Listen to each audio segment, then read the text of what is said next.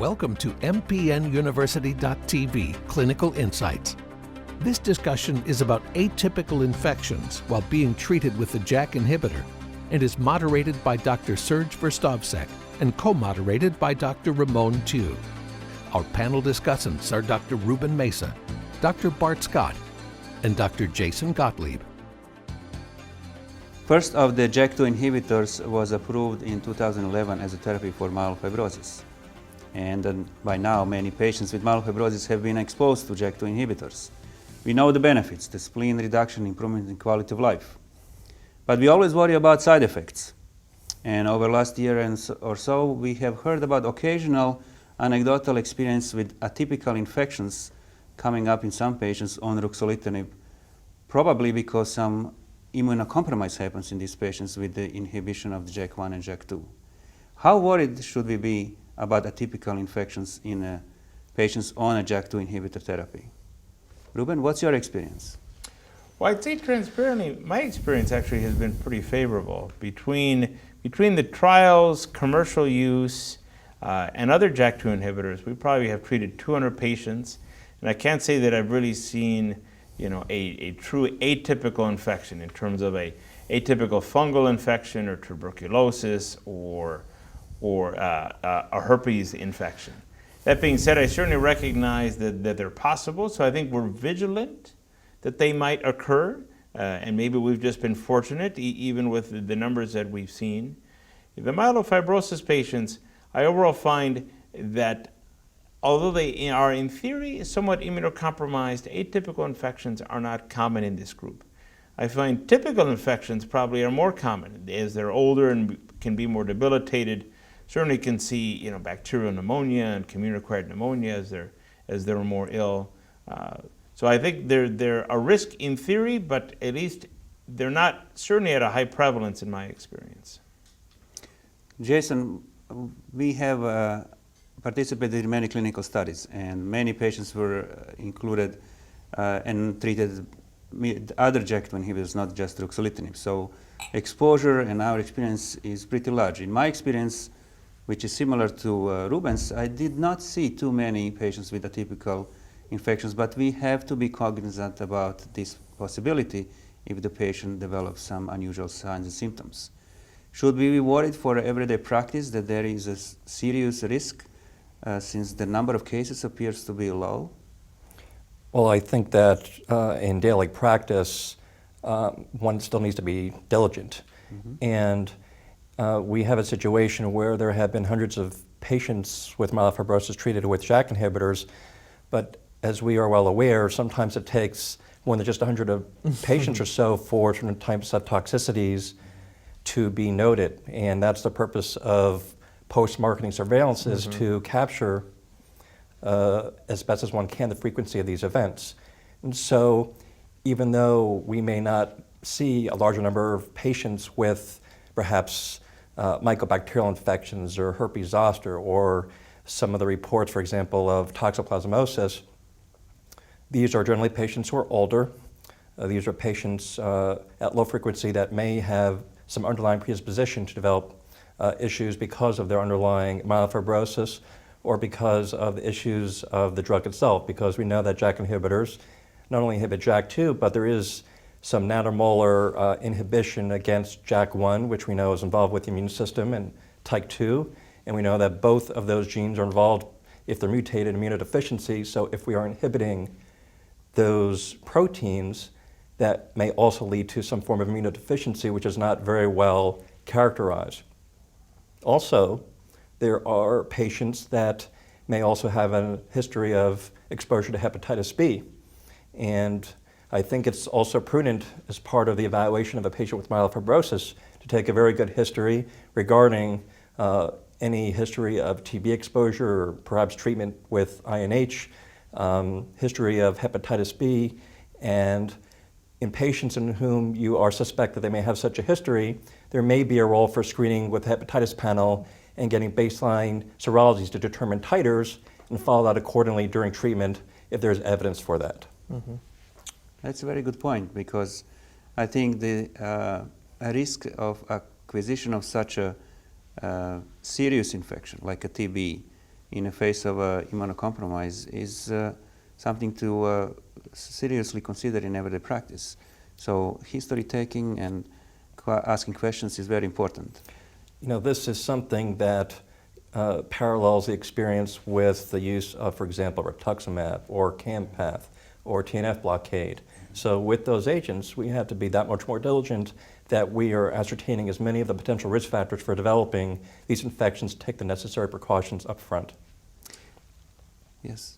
I was just going to say, I think, and the surveillance part, I'd say that, you know, the background risk of infection in the population is mindful. I'm mindful that we all practice in areas where tuberculosis is quite uncommon. Mm-hmm. But if that were different, if we were in the developing world and TB was more common, that might be a bigger concern.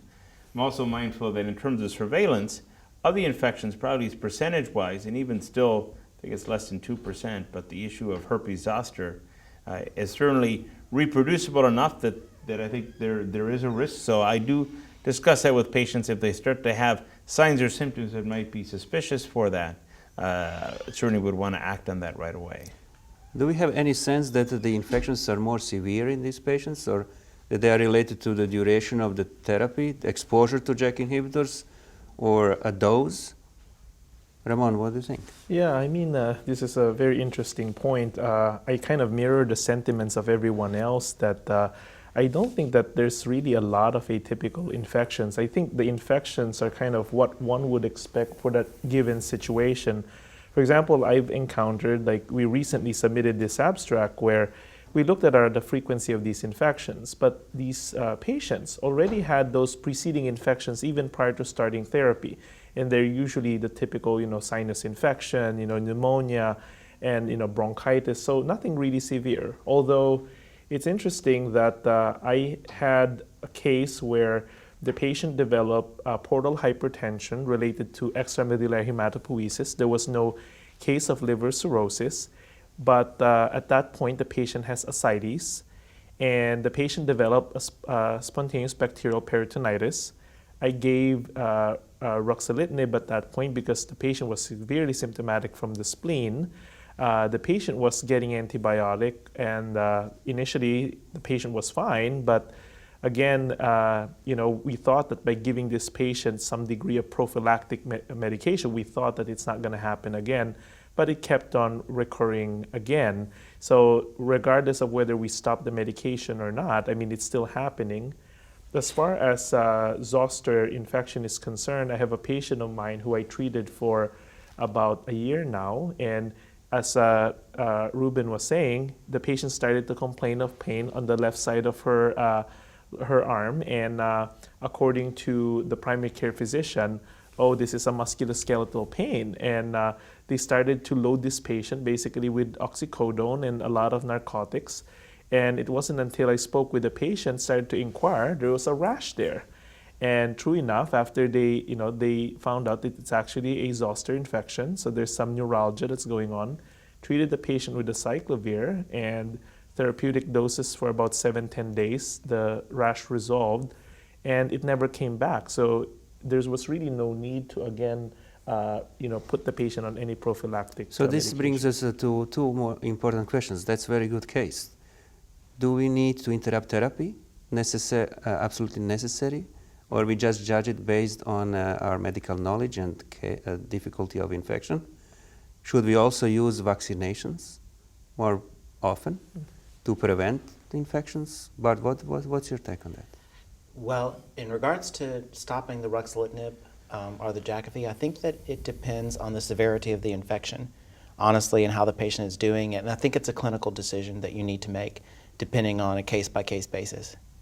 And then vaccines, I tend to vaccinate patients with myelofibrosis for the encapsulated organisms as soon as I can, in case they end up having some type of event that they need to have an emergent splenectomy done, say like they've had a splenic hemorrhage or they were in a motor vehicle accident. So I do try to vaccinate my myelofibrosis patients for encapsulated organisms early on, just because I think it's better to do it then than after they've had a splenectomy in case it needs to be done for some emergent reasons. Do you follow with titers by any chance? No, I haven't been doing that.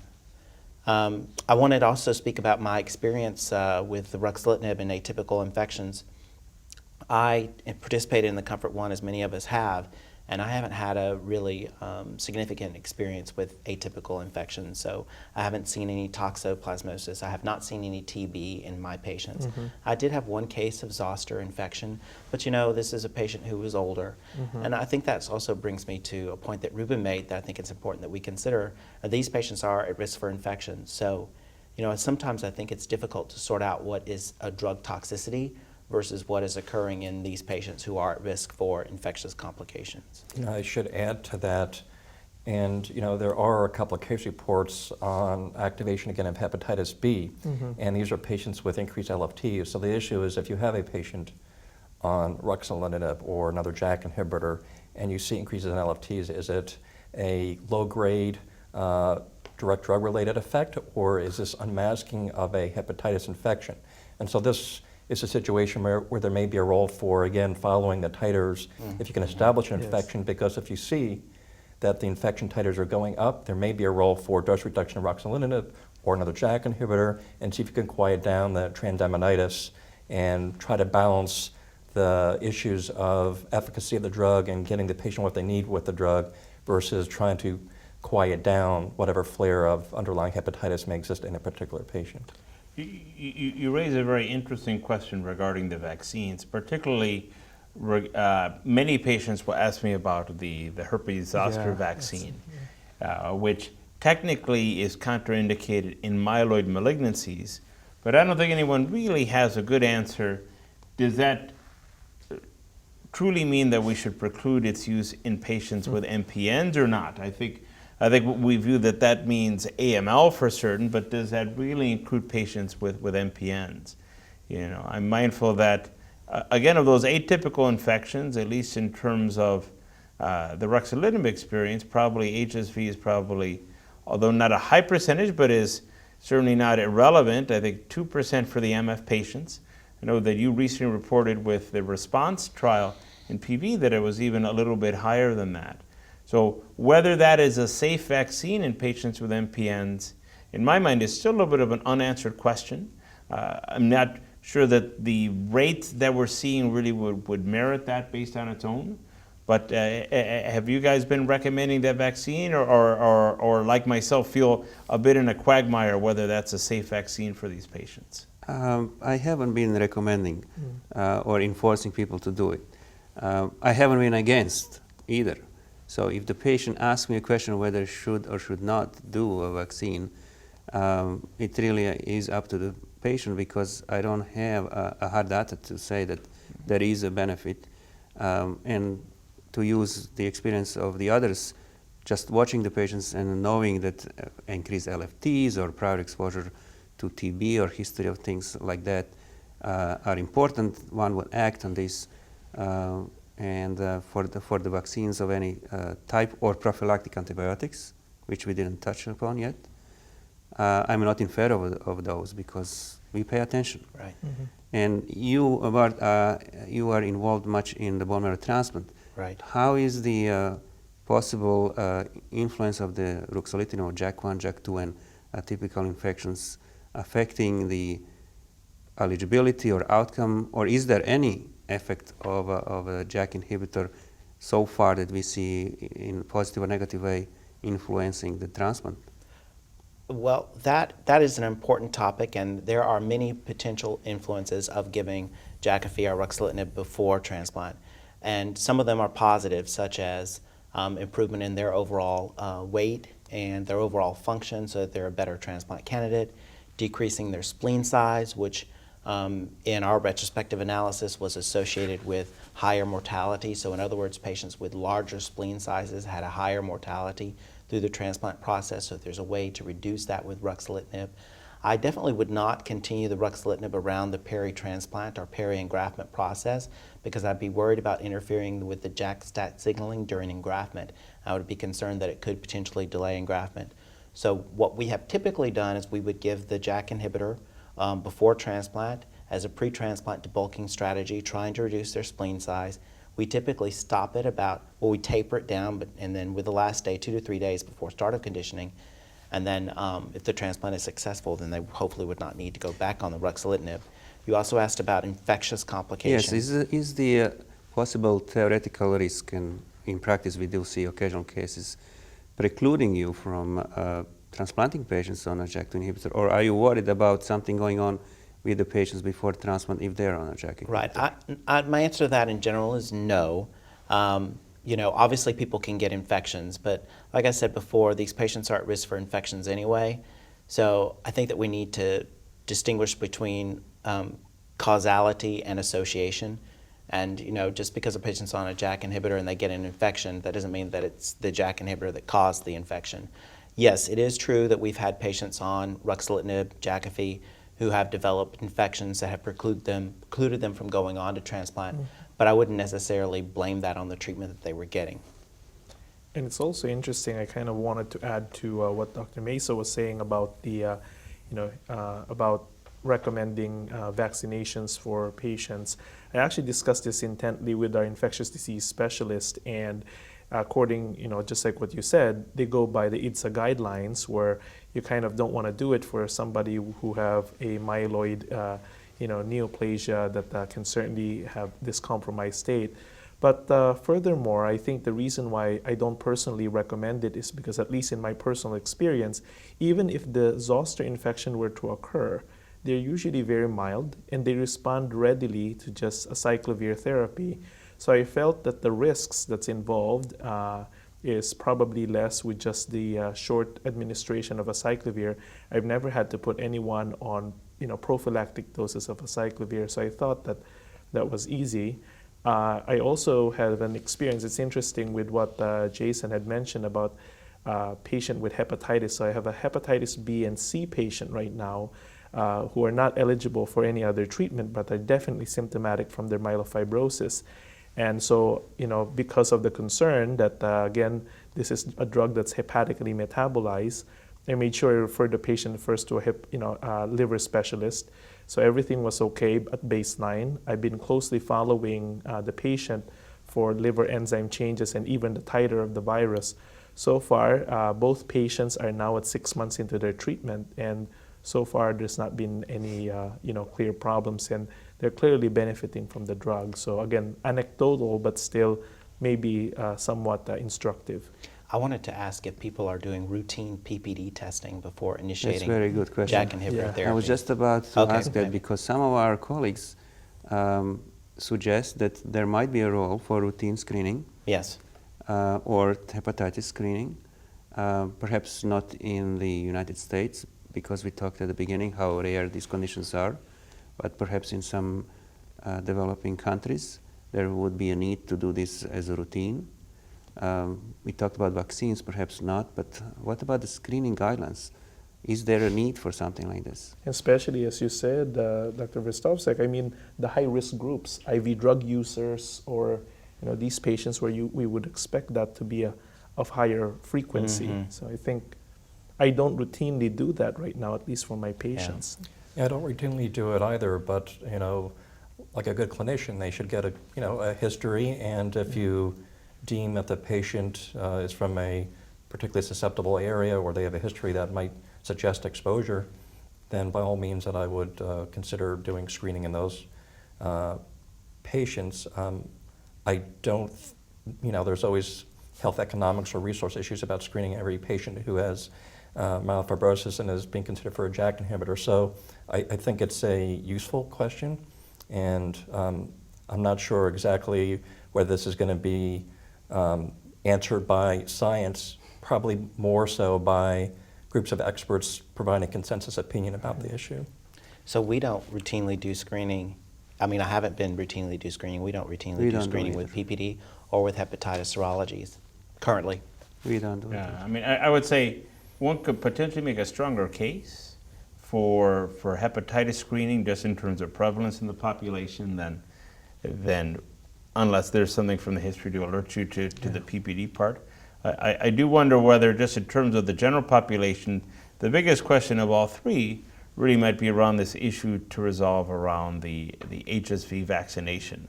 And again, that is, that is, to some degree, recommended amongst the general population because of the morbidity of zoster independent of the MPNs. And maybe we're being overly draconian. You know, I do tell patients with ET and P-Vera, particularly if they're not on high doses of interferon, that it's probably okay to get the vaccine, where I use in our practice. If they have MF or if they're on interferon, perhaps I steer clear of that. But again, that's more a assessment of the risk as opposed to being data-driven. Very good. Thank you very much. That was a lovely discussion on the topic of atypical infections while on a JAK2 inhibitors. We delved into the significance in management. Thank you very much.